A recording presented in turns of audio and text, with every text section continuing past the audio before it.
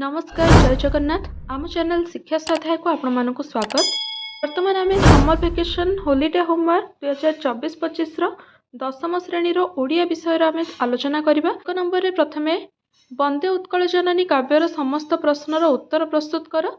आम चैनल रे वंदे उत्कल जननी काव्यर सबू question answer short question long question सरल अर्थ सबकिछि अच्छी तार लिंक डिस्क्रिप्शन बॉक्स रे दे दिया जाइछि सेठु जाई देखि नब। द्वितीय प्रश्न हेउछि तुम व्याकरण बहिर वाक्य विचार पाठर समस्त प्रश्नर उत्तर प्रस्तुत कर। वाक्य विचार प्रश्न उत्तर मध्य प्लेलिस्ट रे दिया जाइछि सेठि जाई देखि नब तार लिंक मध्य डिस्क्रिप्शन बॉक्स रे दे दिया जिवो। 3 नंबर प्रश्न हेउछि रचना लेख अंशुघात तार पॉइंट्स गुडी को एठी दे दिया जाइछि उपक्रम कारण निराकरण जनसचेतनता उपसंहार। तो आमको प्रत्येक पॉइंट्स को एलाबोरेट करिकी डिस्क्राइब करिकी लिखिबार अछि। तो प्रथमे एठी देखि नबा अंशुघात अंशुघातर प्रथमे उपक्रम दिया आइतला तेणु उपक्रम रे आरंभ करिबा गोटे कोटेशन रु। प्रथमे कोटेशन देले बहुत इम्प्रेसिव हुए लेखाटी बहुत भल लगे। ग्रीष्म बैशाख ज्येष्ठ मास प्रचंड रौद्र परकाश। ग्रीष्म ऋतुर आगमन रे सूर्यंक किरण प्रखर होई उठे मनीषठू आरंभ करी समस्त जीवजगत जाए सभिंक पई खरार प्रखरता बेले बेले असह्य होई जाए। सूर्यंक किरणर प्रखरतार आघात को ही अंशुघात कहा जाए। ग्रीष्म ऋतुरे वायुमंडल सहित माटी मध्य उत्तप्त हो जाए जहा फल मनुष्य पशुपक्षी जीवजंतु यही उत्ताप सहन करि न पारि मृत्यु मुखरे पड़ती। वास्तव में ग्रीष्म ऋतुरे यही प्रचंड रौद्रता समय समय असह्य हो उठे। तो आम उपक्रम प्रथम अंशुघात कौन तार टिके परिचय देदेवा तापर अंशुघात कौन पई हुए तार कारण। अधुना समय अंशुघातर परिमाण बढ़िबारे लागिछि कारण परिवेश तथा प्रकृतिर भारसाम्य बिगड़ी जाइछि।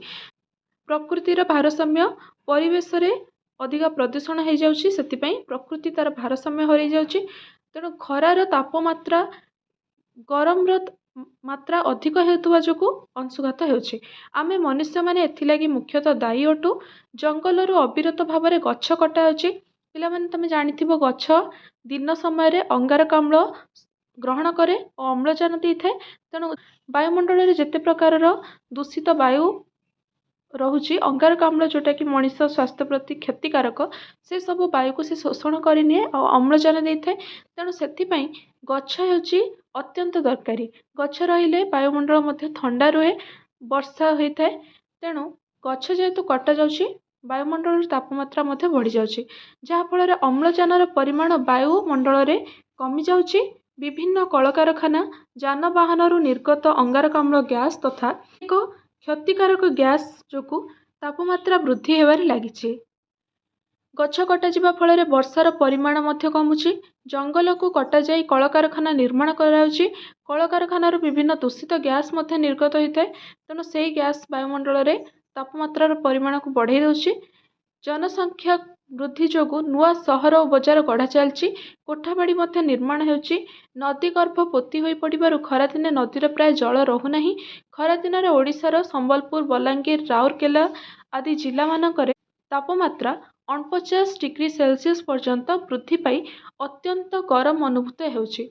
महाकाश को रॉकेट प्रेरण कलकारखानार विषाक्त गैस गाड़ी मोटर निर्गत धुआं आदि वायुमंडल को ग्रास करिबारु क्रमे अंशुघात प्रबल हेबारे लागिछि। तर कारण पूरा वर्णना कर दिया गला। एबे से कारण निराकरण कौन हो पारिबो ताको केमिति रोका जाय पारिबो। अंशुघात को केवल सतर्कता द्वारा ही रोका जाय पारिबो। सरकार दैनंदिन खबर कागज टीवी रेडियो माध्यम अंशुघात कबलरू रक्षा निमंते किछि परामर्श तथा सतर्कता अवलंबन करने को कहउछंती। अंशुघातरू रक्षा पाइबा पई टाण खरारे बाहर को बाहरिबा उचित नुहे। अत्यावश्यक स्थले बाहर को गले साथी रे पानी बोतल मुंडरे ओदा लुगा छता और कला चषमार व्यवहार करने उचित। देहरे हालुका सूता वस्त्र परिधान करने उचित। अधिक पानी पीवा उचित। वृद्ध रोगी शिशु तथा मोटा मनीष माने विशेष सावधानता अवलंबन करने उचित। धला छता और जोता व्यवहार करने उचित। अधिक पानी सरबत कांजी पानी तोराणी घोलदही और लेंबू पानी पीवा उचित। बाटरे जीवा समय साथी रे आवश्यक सामग्री नेबा उचित। अंशुघात पीड़ित रोगी को शीतल वायु प्रवाहित स्थान को नेबा सह सरबत लेंबू पानी बा तोराणी पीवा को दियंतु। Saline injection दियंतु। ଦେହର ତାପମାତ୍ରା ବଢ଼ିଲେ ଥଣ୍ଡା ପାଣିରେ ରୋଗୀର ମୁଣ୍ଡ ଓ ଦେହ ବାରମ୍ବାର ଧୋଇ ଦିଅନ୍ତୁ। କପଡ଼ା ଓଦା କରି ମୁଣ୍ଡ ଓ ଦେହ ବାରମ୍ବାର ପୋଛନ୍ତୁ। ସମ୍ଭବ ହେଲେ ମୁଣ୍ଡରେ ବରଫ ଥଳି ରଖନ୍ତୁ। ଏସବୁ ପ୍ରାଥମିକ ଚିକିତ୍ସା ପରେ ବି ଯଦି ରୋଗୀର ଅବସ୍ଥାରେ ସୁଧାର ନ ଆସେ ତେବେ ରୋଗୀକୁ ନିକଟସ୍ଥ ଡାକ୍ତରଖାନାକୁ ନେଇଯାଆନ୍ତୁ। ଜନସଚେତନତା। ଲୋକମାନଙ୍କୁ କିପରି ସଚେତନ କରାଯାଇ ଅଂଶୁଘାତରୁ ରକ୍ଷା କରାଯାଇପାରିବ। ଅଂଶୁଘାତ ଓ ପ୍ରଚଣ୍ଡ ରୌଦ୍ରତାପର ମୁକାବିଲା ଏକ ସାମୂହିକ ଦାୟିତ୍ୱ। ବ୍ୟାପକ ଜନସଚେତନତା ହିଁ ଏହାର ମୁକାବିଲା କରିପାରିବ। ଲୋକମାନଙ୍କୁ ସଚେତନ କରାଇବା ପାଇଁ ଜନଗହଳିପୂର୍ଣ୍ଣ ସ୍ଥାନ ଓ କାର୍ଯ୍ୟାଳୟମାନଙ୍କରେ ଅଂଶୁଘାତ ସଚେତନତା ସମ୍ପର୍କିତ ବ୍ୟାନର, ହୋର୍ଡିଂ, ପୋଷ୍ଟର ଇତ୍ୟାଦି ଲଗାଯିବା ଉଚିତ। ଗ୍ରାମ୍ୟ ଜଳ ଯୋଗାଣ ବିଭାଗ, ବ୍ଲକ ପ୍ରଶାସନ, ଜନସ୍ୱାସ୍ଥ୍ୟ ବିଭାଗ ଓ ପୌର ପ୍ରଶାସନ ପାନୀୟ ଜଳ ଯୋଗାଣ ପାଇଁ ତତ୍ପର ହେବା ସହ ଅଚଳ ନଳକୂପ ଓ ପାଇପଲାଇନଗୁଡ଼ିକୁ ଯୁଦ୍ଧକାଳୀନ ଭିତ୍ତିରେ ମରାମତି ଅଧିକ ସଂଖ୍ୟକ ଟ୍ୟାଙ୍କର ଯୋଗାଡ଼ କରି ରଖିବା ସହ ଜଳ ସମସ୍ୟା ଦୂରୀକରଣ ପାଇଁ ଆବଶ୍ୟକୀୟ ପଦକ୍ଷେପ ନେବା ଉଚିତ। ସ୍ଥାନେ ସ୍ଥାନେ ଜଳଛତ୍ରଗୁଡ଼ିକୁ ପରିଚାଳନା କରିବା ଉଚିତ। ଜନସଚେତନତା ଦ୍ୱାରା ହିଁ ଅଂଶୁଘାତକୁ ବହୁ ମାତ୍ରାରେ ରୋକାଯାଇପାରିବ। ତ ଶେଷ କଥା ଯୋଉଟା ଉପସଂହାର ବୋଲି ଲେଖାଯାଇଥାଏ, ଅଂଶୁଘାତ ମଣିଷ ପାଇଁ ଭୟଙ୍କର ହୋଇଥାଏ। ଅନ୍ୟ ମହାମାରୀ ରୋଗ ଭଳି ଏହା ମଧ୍ୟ ମଣିଷର ଜୀବନ ନେଇଯାଏ। ଅଂଶୁଘାତକୁ ସରକାର ଆୟତ୍ତ କରିପାରୁନାହାନ୍ତି। ଯଦି ପ୍ରକୃତିର ଭାରସାମ୍ୟ ଠିକ୍ ରୁହନ୍ତା ତେବେ ଲୋକମାନେ ଅଂଶୁଘାତରୁ ରକ୍ଷା ପାଇପାରନ୍ତେ। କିନ୍ତୁ ବର୍ତ୍ତମାନ ପରିସ୍ଥିତିରେ ନିଜେ ହିଁ ସତର୍କତା ଅବଲମ୍ବନ କରି ଅଂଶୁଘାତରୁ ରକ୍ଷା ପାଇହେବ। ଅଂଶୁଘାତ ପରେ 4 ନମ୍ବରରେ ଦିଆଯାଇଛି, ତୁମ ଗ୍ରାମରେ ପାନୀୟ ଜଳର ସମସ୍ୟାର ସମାଧାନ ନିମନ୍ତେ ସମ୍ପୃକ୍ତ ଅଧିକାରୀଙ୍କୁ ଦରଖାସ୍ତ ଲେଖ। ବର୍ତ୍ତମାନ ଦରଖାସ୍ତଟି ଦେଖିନେବା। ତ ଜଳ ସମସ୍ୟା ହେଉ, ଯେତିକି ଜଳ ସମସ୍ୟା ଥାଏ, ରାସ୍ତାର ସମସ୍ୟା ଥାଏ, ସେସବୁ ମଣ୍ଡଳ ଉନ୍ନୟନ ଅଧିକାରୀ ଅର୍ଥାତ୍ ବ୍ଲକ ଡେଭଲପମେଣ୍ଟ ଅଫିସର ବିଡିଓଙ୍କ ପାଖକୁ ସବୁ କିଛି ଅସୁବିଧା ଥିଲେ ଯାହା ବି ସମସ୍ୟାର ସମାଧାନ କରିବା ପାଇଁ ବିଡିଓଙ୍କ ପାଖକୁ ଦରଖାସ୍ତ ଲେଖାଯାଏ। ତ ବର୍ତ୍ତମାନ ମାନନୀୟ ଶ୍ରୀଯୁକ୍ତ ବ୍ଲକ ଉନ୍ନୟନ ଅଧିକାରୀ କିମ୍ବା ମଣ୍ଡଳ ଉନ୍ନୟନ ଅଧିକାରୀ ମଧ୍ୟ ଲେଖିପାରିବା, ରେମୁଣା ବ୍ଲକ, ବାଲେଶ୍ୱର ମହୋଦୟସୁ। ବ୍ରାକେଟରେ ରହିବ ଭୀମପୁରା ଗ୍ରାମ ପଞ୍ଚାୟତ ସରପଞ୍ଚଙ୍କ ଜରିଆରେ। ତେଣୁ ତମର ଯାହା ବି ଗ୍ରାମ ପଞ୍ଚାୟତ ହେଇଥିବ ସେଇ ଗ୍ରାମ ପଞ୍ଚାୟତର ସରପଞ୍ଚଙ୍କ ଜରିଆରେ ଦରଖାସ୍ତଟି ଦିଆଯିବ। ବିଷୟ ହେଉଛି ଭୀମପୁରାରେ ଜଳ ସମସ୍ୟାର ସମାଧାନ ନିମନ୍ତେ ଆବେଦନ। ତାପରେ ଲେଖିବା ମହାଶୟ, ମହାଶୟ ପାଖରେ କମା ରହିବ। ଏଠି ମହାଶୟ ପାଖରେ କମା ରହିବ। ବିନମ୍ରତାର ସହିତ ଆମ୍ଭେ ଭୀମପୁରା ଗ୍ରାମର ଗ୍ରାମବାସୀଗଣ ନିମ୍ନୋକ୍ତ ପ୍ରସଙ୍ଗ ପ୍ରତି ଆପଣଙ୍କର ସଦୟ ଦୃଷ୍ଟି ଆକର୍ଷଣ କରୁଛୁ। ଆମ ଗ୍ରାମଟି ଭୀମପୁରା ଗ୍ରାମ ପଞ୍ଚାୟତରେ ଅବସ୍ଥିତ। ଏହି ଗ୍ରାମରେ ପ୍ରାୟ 600 ଲୋକ ବସବାସ କରନ୍ତି। ଆମ ଗ୍ରାମରେ ଯେଉଁ ପୁଷ୍କରିଣୀ ଅଛି ତାହା ଖରାଦିନେ ଶୁଖିଯାଏ। ଅନେକ ନଳକୂପରେ ଜଳପତନ ବହୁତ ତଳକୁ ଚାଲିଯାଏ। ଏହାଦ୍ୱାରା ଗ୍ରାମର ଆବାଳ ବୃଦ୍ଧ ବନିତା ଜଳକଷ୍ଟର ସମ୍ମୁଖୀନ ହେଉଛନ୍ତି। ଏପରିକି ଏହି ଜଳାଭାବ ଯୋଗୁଁ ବିଭିନ୍ନ ପ୍ରକାର ମାରାତ୍ମକ ରୋଗରେ ପଡ଼ି ଗ୍ରାମବାସୀ କଷ୍ଟ ଭୋଗୁଛନ୍ତି। ଏଣୁ ବିନୀତ ଅନୁରୋଧ କରୁ କି ଆପଣ ଆମ ଗ୍ରାମର ଜଳ ସମସ୍ୟା ସମ୍ପର୍କରେ ସତ୍ୟାସତ୍ୟ ଅନୁସନ୍ଧାନ କରି ଉଚିତ ପଦକ୍ଷେପ ଗ୍ରହଣ କରନ୍ତୁ। ଏହି ସଦୟ ନିବେଦନ ସ୍ୱୀକାର କଲେ ଆମ୍ଭେ ଗ୍ରାମବାସୀ ଚିରୋପକୃତ ହୋଇ ରହିବୁ। ଆପଣଙ୍କର ବିଶ୍ୱସ୍ତ ଭୀମପୁରା ଗ୍ରାମବାସୀ ବୃନ୍ଦ ସନାତନ ଦାସ, ରମାକାନ୍ତ ବେହେରା, ଅଚ୍ୟୁତ ରାଉତ। ଗ୍ରାମବାସୀ ବୃନ୍ଦଙ୍କର ଯେତିକି ମୁଖ୍ୟ ଲୋକ ରହିଲେ ସେମାନଙ୍କର ନାଁ ରହିବ। ଯେଉଁ ତାରିଖରେ ଦରଖାସ୍ତଟି ଦିଆଯାଇଥିବ ସେଇ ତାରିଖ ରହିବ। 5 ନମ୍ବରରେ ଅଛି କାନ୍ତକବି ଲକ୍ଷ୍ମୀକାନ୍ତଙ୍କ ସାହିତ୍ୟ କୃତିଗୁଡ଼ିକର ଏକ ସାରଣୀ ପ୍ରସ୍ତୁତ କର। କାନ୍ତକବି ଲକ୍ଷ୍ମୀକାନ୍ତଙ୍କର ସାହିତ୍ୟ କୃତି ବିଷୟରେ ଯାହା ବି ଦିଆଯାଇଛି ବହିରେ ବହୁତ କିଛି ଅଛି, ଆମେ ସେଇଠୁ ଦେଖିପାରିବା।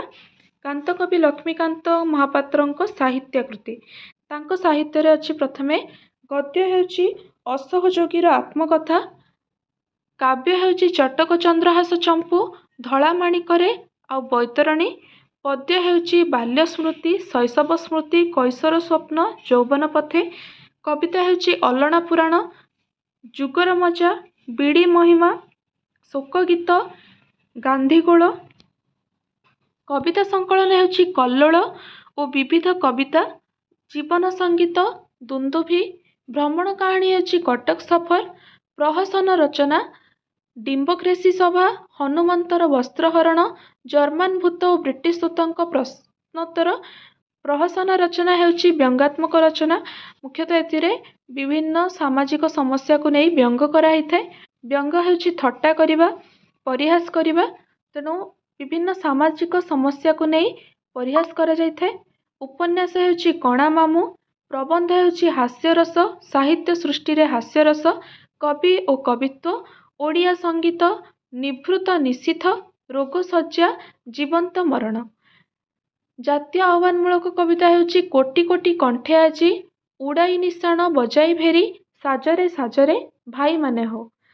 कविता हेउची श्मशान रे राधानाथ, श्मशान रे मधुसूदन, महाप्रयाण, आषाढ़ प्रथम दिवसे, वर्षा संगीत प्रमुख। आध्यात्मवाद गीत संगीत, शिशु, शिशुर भाषा, शिशुर हस, मो संगीत, जुगावतार, वंदे उत्कल जननी।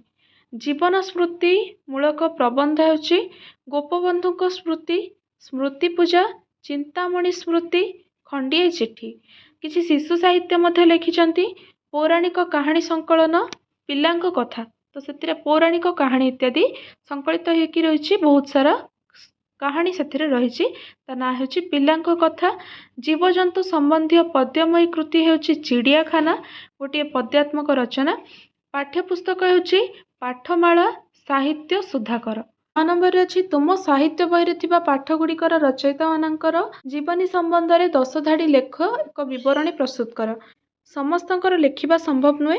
आम केवल लक्ष्मीकांत महापात्र जीवनी संबंध में 10 धाड़ी लेखिबा। ओडिशा रे कांत कवि रूपे लक्ष्मीकांत महापात्र सुपरिचित। तांकर पैतृक ग्राम भद्रक निकटवर्ती तालपदा, जहाँकि पूर्वरु अविभक्त बालेश्वर जिला अंतर्गत थिले हैं संप्रति भद्रक जिलाभुक्त होइअछि। तांकर पितांक नाम चौधरी भागवत प्रसाद सामंतराय महापात्र, मातांक नाम हेउछि राधामणि देवी।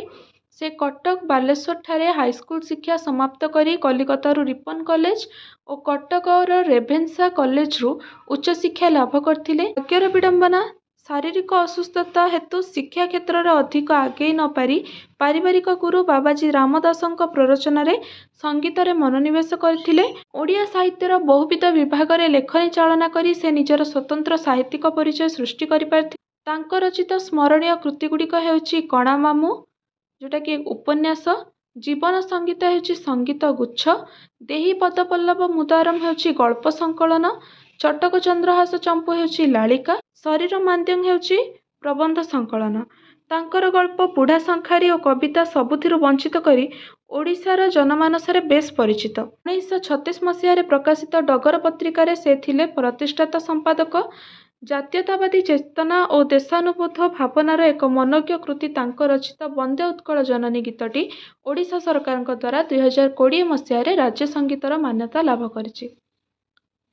वर्तमान होलिडे होमवर्क 6टी जाक प्रश्नर आलोचना सरी जाइछि। वीडियो भल लगी वीडियो को लाइक करंतु, चैनल सब्सक्राइब करंतु। धन्यवाद। जय जगन्नाथ।